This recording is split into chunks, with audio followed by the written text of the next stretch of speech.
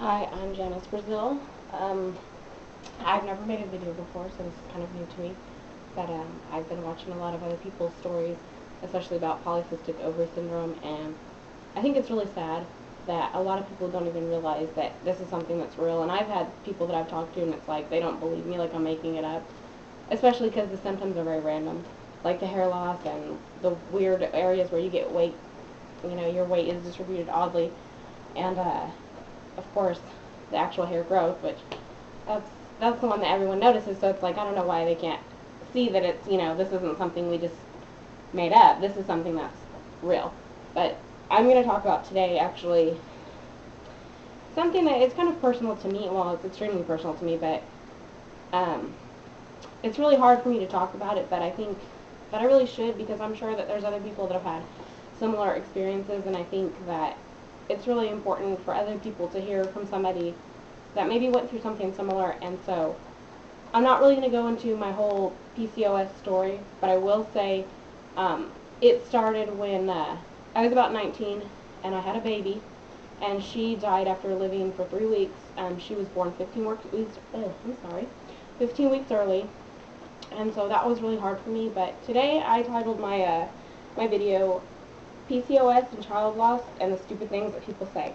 Because so many times people have said so many stupid things, or even done stupid things, that to this day I don't know how I even managed to get through it, especially with, I still have no children. We're in the process of adopting, so it's been 5 years. I'm 24 now. So December 13th will have been my daughter's 5th birthday. So that's kind of, this whole time of year is just very difficult. But the first thing that happened to me, it was about a week after my daughter had died. My sister-in-law, she's probably about like 10 years older than me. I'm like very young compared to the rest of my family. So my mom asked me once that my sister-in-law had announced she was pregnant, and like I said, this was just like probably not even a week after my daughter had died and her funeral and everything. And so my mom asked me, how do you feel about her being pregnant? And since she was asking me, I said, I asked her if she wanted to know honestly. And she said, yeah, tell me the truth. And she was real nice about it. And so I told her, I felt jealous, and, it kind of, I was happy for them, but at the same time sad for me because, I wanted to have a baby too. I mean, I may have been young, but I felt, that attachment to my child, and it was still a very hard thing for me to go through. I mean, I realize now that I may have not been as ready as I am now, but I think I could have handled it, and it was a very difficult thing to go through, especially with no support, because that's basically how it was for me. But when I told her that, especially when I said that I was a little jealous, she just kind of gets snappy with me and goes, well, you know what, you need to get over it. And just, at that instant, it was just like, okay, you know what, I have to get through this all by myself, and even my own mother is not going to be there for me. It was just a huge blow because my husband at the time, which we should have never gotten married, and that's like a whole nother video. But he wasn't helpful, and he didn't really care that I was going through anything. It was all about him, and I meant nothing. But that was so hard to hear from my own mom, and that was kind of the beginning of all of the troubles that I had to deal with all of this. And then the second thing that happened to me was I used to be a member of a board called Pregnancy Weekly, and it's basically, it's a forum similar to Soul Sisters, but it's more, obviously pregnancy and mommy and child based. But I was a member there, and they have like a group for the month that you're due and stuff. And so that whole time I was pregnant, I had been talking to these women, and it was like, as soon as my daughter had died, right around the same time, someone made a name similar to mine, which the fact that people even thought it was me, it's preposterous because, I mean, people have similar names all the time. You go to any board and you'll see people with similar names. I mean, it just happens when there's a lot of people.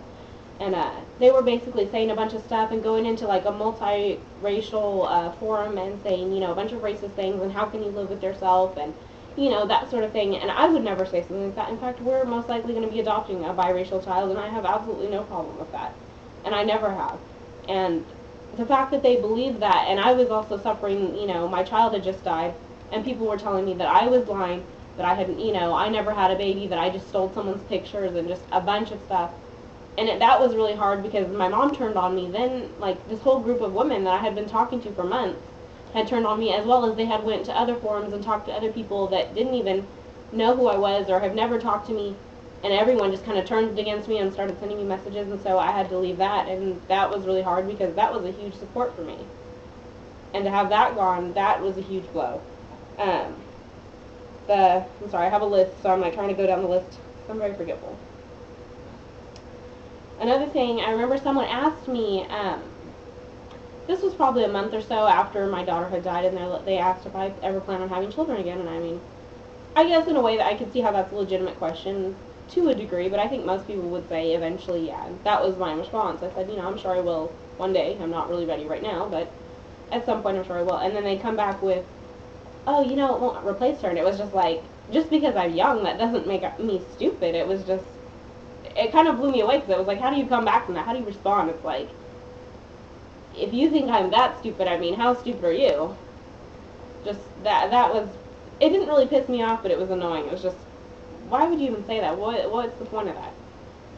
I think that person may have been just trying to be a dick, basically. But, and then one other thing is, I've kept a blog for probably, I don't know, it's probably been like 8 years now, off and on. But the last 5 years I've kept a steady blog since before my daughter was born. But, just after my daughter had died, like, just before actually, I had been shopping and got a couple things like on clearance from, it was like some Christmas wrapping paper, like baby, I don't know, it might have been Hello Kitty or something from Target, whatever. But it was just something cute. And I had a couple of other things, like I had bought an outfit or two, like a preemie size outfit, because I mean we had no way of knowing that she was going to die. She had been doing well, and so we planned that she was going to come home and everything would have been fine. Well, then after she had died, I had that stuff in the trunk.